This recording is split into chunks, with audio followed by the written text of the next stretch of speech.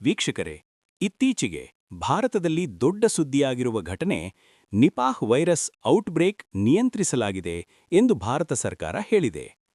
2019ರಲ್ಲಿ corona virus ಜಗತ್ತಿನಲ್ಲಿ ಅಲ್ಲೋಲಕಲ್ಲೋಲ ಎಬ್ಬಿಸಿದ್ದು ನಿಮಗೆ ಗೊತ್ತಿರೋ ವಿಷಯ. ಅದರಿಂದ ಅಪಾರ ಸಾವು-ನೋವುಗಳು ಕೂಡ ಸಂಭವಿಸಿ ಜನರ ಜೀವನವನ್ನು ನಾಶ ಮಾಡಿತ್ತು. ಅದರಂತಹ ಒಂದು ಇತ್ತೀಚಿನ ದಿನಗಳಲ್ಲಿ ಪಶ್ಚಿಮ ಬಂಗಾಳದಲ್ಲಿ ನಿಪಾಹ್ ವೈರಸ್ ರೋಗದ ಕೆಲವು ಪ್ರಕರಣಗಳು ವರದಿಯಾಗಿದ್ದವು. ಆಸ್ಪತ್ರೆಗಳು ಮತ್ತು ಆರೋಗ್ಯ ಇಲಾಖೆ ತುರ್ತಾಗಿ ಕೆಲಸ ಮಾಡಿ ಸೋಂಕಿತರ ಸಂಪರ್ಕದವರನ್ನು ಕ್ವಾರಂಟೈನ್ ಮಾಡಿದರು.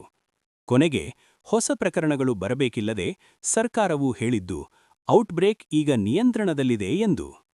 ನಿಪಾಹ್ ವೈರಸ್ ಒಂದು ಗಂಭೀರ ರೋಗ ಮತ್ತು ಮೃತ್ಯು ಹಾದುಹೋಗುವ ಸಾಧ್ಯತೆಯಿದೆ.